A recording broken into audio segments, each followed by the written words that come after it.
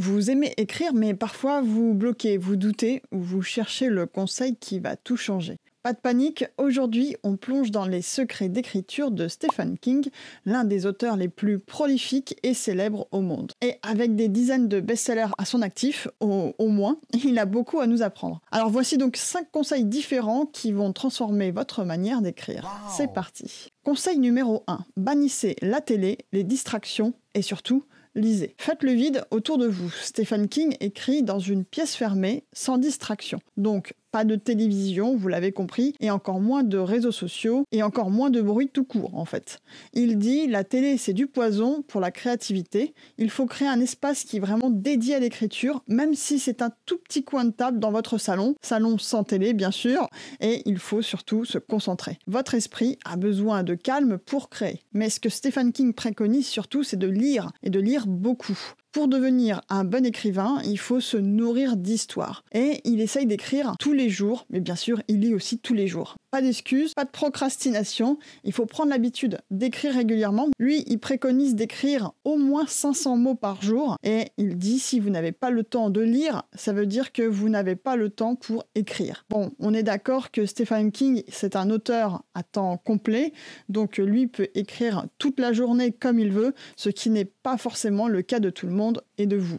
Juste avant de passer au conseil numéro 2, je vous propose en téléchargement gratuitement ma liste des éditeurs de l'imaginaire et ainsi qu'une formation gratuite pour optimiser votre envoi de manuscrits aux éditeurs. Le tout est dans la description. Vous retrouverez aussi synopsis, des lettres d'intention, c'est gratuit, c'est dans la description, c'est un seul et même fichier que vous retrouvez. Voilà, vous cliquez dessus et vous allez avoir le tout à télécharger. On revient à nos moutons.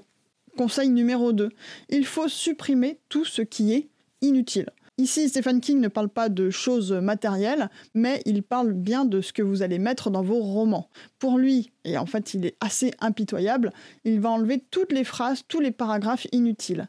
Et il dit que la deuxième version de son texte doit toujours être 10% plus courte que la première.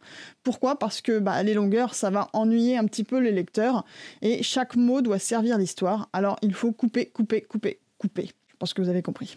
Conseil numéro 3. N'ayez pas peur d'échouer. Même Stephen King s'est vu rejeter ses manuscrits à ses débuts. L'important, c'est de continuer à écrire malgré les refus, les critiques ou même vos propres doutes. Comme il le dit, le talent, c'est moins important que la persévérance. Alors il faut s'accrocher et vos erreurs sont des étapes envers la réussite. C'est vrai que ça fait partie du métier et comme je dis souvent, c'est pas de moi, mais un auteur professionnel, c'est un amateur qui a persévéré. Conseil numéro 4. Prenez soin de vos personnages. Vos personnages, c'est vos héros. Et Stephen King dit que l'histoire, ça vient toujours en second. Et par histoire, il veut dire intrigue. Ce qui compte, ce sont vos personnages. Ils doivent être vivants, crédibles et avoir leur propre motivation.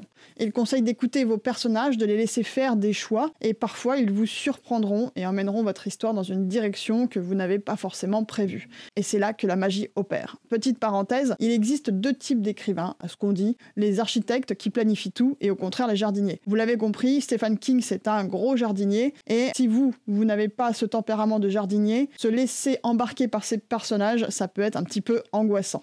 Je comprends. Donc pour ce conseil, faites vraiment comme vous le sentez. Moi personnellement, j'aime bien faire une fiche de personnage, j'aime bien savoir où vont mes personnages, qu'est-ce qui vont leur arriver, ça me rassure et ça me permet de ne pas faire des énièmes réécritures. Il y a des personnes comme Stephen King qui font plein de jets avant d'arriver à la mouture finale. Moi personnellement, réécrire sans cesse et la même histoire, c'est pas un truc qui m'amuse, je préfère en amont vraiment que tout soit carré, de faire un premier jet et ensuite vraiment une bonne réécriture. Voilà, ça c'est ma manière de faire. Donc faites vraiment comme vous le sentez. Si ce conseil vous parle, allez-y. Mais par contre, si ce conseil de se laisser porter par ces personnages vous angoisse, voilà, c'est pas parce que Stephen King le fait que c'est forcément la chose qui vous convient le mieux. Par contre, je suis d'accord bien sûr que des personnages doivent être vivants, crédibles et avoir leur propre motivation. Ça, oui. Conseil numéro 5, ne jamais vous arrêter et terminer ce que vous avez commencé. Qu'est-ce qu'il veut dire par là ?